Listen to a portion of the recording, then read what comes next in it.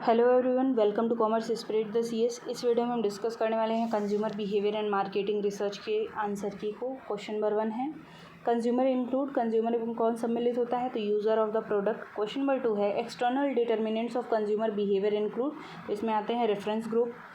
Question number 3 है in consumer behaviour tri component model is related to, तो ये attitude से रिलेटेड होता है।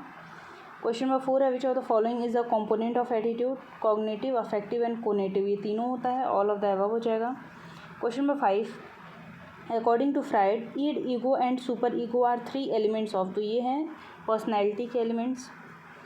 क्वेश्चन नंबर 6 है self concept is related to, आत्म अवधारणा किससे संबंधित है, ये संबंधित है पर्सनैलिटी से। क्वेश्चन नंबर 7 है dash portrays the whole person interacting with his environment, तो हम अपने परिवेश से, अपने इन्वायरमेंट से जिस तरीके से अंतर्क्रिया करते हैं, इंटरेक्ट करते हैं, उसे हम लोग बोलते हैं पर्सनैलिटी, व्यक्तित्व। क्वेश्चन नंबर 8 है एटीट्यूड आर, एटीट्यूड किस तरीके के होते हैं, तो ये सीखे जाते हैं। क्वेश्चन नंबर 9 है how a consumer would like to see himself is known as, तो इसे हम लोग बोलते हैं ideal self image. Question number 10 है according to need hierarchy theory esteem need are fulfilled after satisfying dash need, सबसे पहले नंबर पे आता है फिजियोलॉजिकल, फिर सेफ्टी नीड आता है, लव एंड बिलोंगिंगनेस आता है, फिर एस्टीम नीड आता है और सबसे लास्ट में आता है सेल्फ एक्चुअलाइजेशन। क्वेश्चन में ये पूछा है कि एस्टीम नीड कौन सी नीड को सेटिस्फाई करने के बाद होता है, तो ऑप्शन नंबर सी करेक्ट हो जाएगा, लव एंड बिलोंगिंगनेस, इसको हम लोग सोशल नीड भी बोलते हैं। क्वेश्चन नंबर 11 है purchase of insurance policy is related to satisfaction of, तो ये है आपका सेफ्टी नीड। क्वेश्चन नंबर 12 है the most important aspect of perception is, अवबोधन का सर्वाधिक महत्वपूर्ण पहलू क्या है, तो ये है आपका इंटरप्रिटेशन, किसी चीज़ को हम लोग जब परसीव करते हैं तो उसको इंटरप्रिटेट कैसे करते हैं।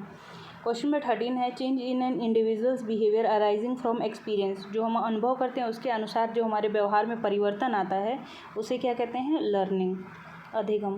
क्वेश्चन नंबर 14 है ऑपरेंट कंडीशनिंग थ्योरी किस पे बेस्ड है, तो ये है स्किनर के एक्सपेरिमेंट पे।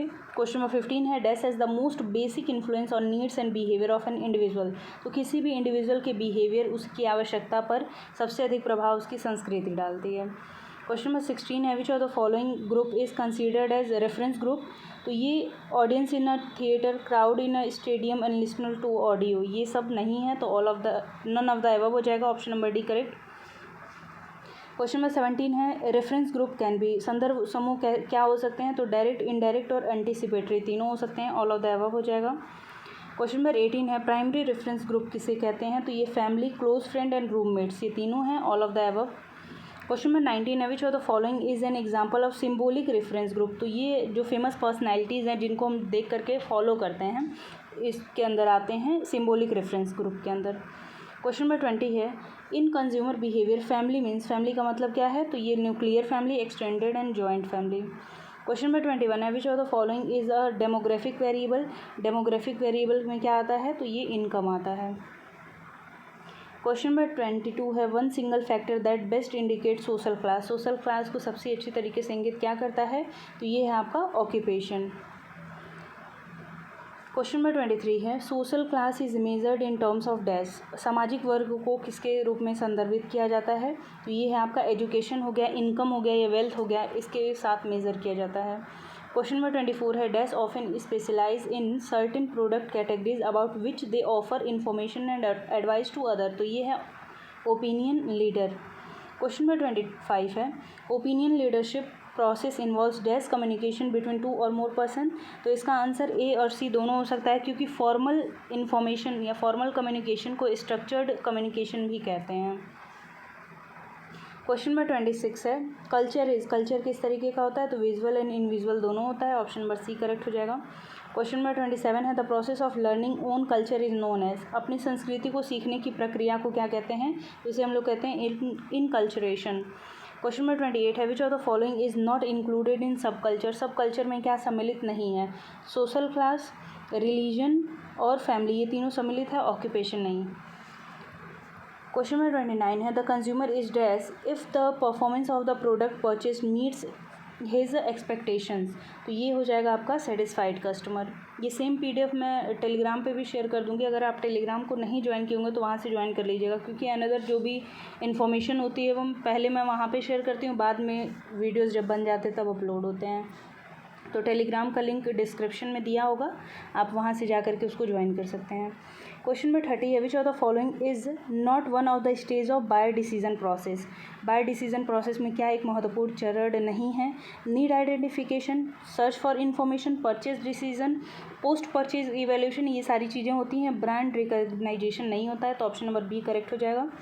क्वेश्चन नंबर 31 पूछा है कि कंज्यूमर बाइंग बिहेवियर में या डिसीजन मेकिंग में सबसे लास्ट स्टेज क्या होता है? तो पोस्ट परचेज इवेल्यूएशन होता है। क्वेश्चन नंबर 32 है, purchase of a dash is an example of limited buying behaviour और limited problem solving. Limited problem solving या बाइंग बिहेवियर का मतलब क्या है कि बहुत अधिक उपभोक्ता इन्वॉल्व नहीं है उसमें। अगर लैपटॉप खरीदते हैं, मोबाइल फ़ोन खरीदते हैं या हाउस खरीदते हैं, तो जहाँ पे ज़्यादा पैसा लग रहा है वहाँ पे कंज्यूमर ज़्यादा इन्वॉल्व होता है। शूज़ खरीदने में ज़्यादा पैसा नहीं लगता है जितना लैपटॉप चाहे हाउस चाहे मोबाइल फ़ोन में लगता है। तो ये आपका ऑप्शन नंबर सी करेक्ट हो जाएगा। क्वेश्चन नंबर 33 है, the macro process related to spread of an innovation in market is known as, तो इसे हम लोग बोलते हैं diffusion of innovation. Question number 34 है, which of the following is model of consumer behaviour. कौन सा कंज्यूमर बिहेवियर का मॉडल है? तो ये हो जाएगा all of the above. Question number 35 है, ऑर्गेनाइजेशनल बाइंग कैरेक्टराइज, तो इसे हम लोग बोलते हैं फॉर्मल प्रोसेस नहीं होगा, ये फॉर्मल प्रोसेस होता है, हाई रिस्क होता है और डायरेक्ट डिमांड इसका हो सकता है। तो ऑप्शन नंबर बी को छोड़ करके और डी को छोड़ करके ए एंड सी दोनों हो सकते हैं। तो अब यूनिवर्सिटी कौन सा एक्सेप्ट करती है, I don't know. Question number 36 है, which of the following is a primary method of data collection, तो इंटरव्यू, ऑब्जर्वेशन एंड क्वेश्चनायर तीनों हो सकता है, ऑल ऑफ द अबव हो जाएगा। क्वेश्चन नंबर 37 है, dash research explores the effect of one variable on another, एक चर का दूसरे चर पे प्रभाव कॉजल इफेक्ट के अंदर देखा जाता है, तो ऑप्शन नंबर ए करेक्ट हो जाएगा। क्वेश्चन नंबर 38 है, final step of marketing research processes, सबसे लास्ट में क्या किया जाता है? विपणन अनुसंधान में रिपोर्ट तैयार किया जाता है और उसका अनुसरण किया जाता है। क्वेश्चन नंबर 39 है, साउंड रिसर्च डिज़ाइन में सबसे पहले क्या चीज़ें डिज़ाइन की जाती हैं? तो सबसे पहले ये देखा जाता है कि रिसर्च प्रॉब्लम क्या है, फिर उसके बाद ऑब्जेक्टिव देखा जाता है, तब जा कर के आगे के काम होते हैं। इस वीडियो का लास्ट क्वेश्चन है question number 40, generally most expensive phase of marketing research, सबसे महंगा क्या है? सबसे महंगा चरण होता है डेटा को कलेक्ट करना। आई होप आपको सभी क्वेश्चन का आंसर अच्छी तरीके से समझ में आ गया हो। किसी क्वेश्चन में डाउट होगा या फिर आपको लगेगा कुछ और आंसर होगा तो आप उसको कमेंट कर दीजिएगा। मुझे लगता है कि वो आपका आंसर सही है तो मैं रीचेक करके उसको कमेंट पिन कर दूंगी। मिलते हैं नेक्स्ट वीडियो में, तब तक के लिए धन्यवाद। अगर वीडियो पसंद आए तो वीडियो को लाइक कर दीजिएगा। किसी और टॉपिक पे आपको वीडियो चाहिएगा तो कमेंट कर दीजिएगा और मुझे जैसे टाइम मिलता है तो मैं उसको अपलोड कर दूँगी। मिलते हैं नेक्स्ट वीडियो में, तब तक के लिए धन्यवाद।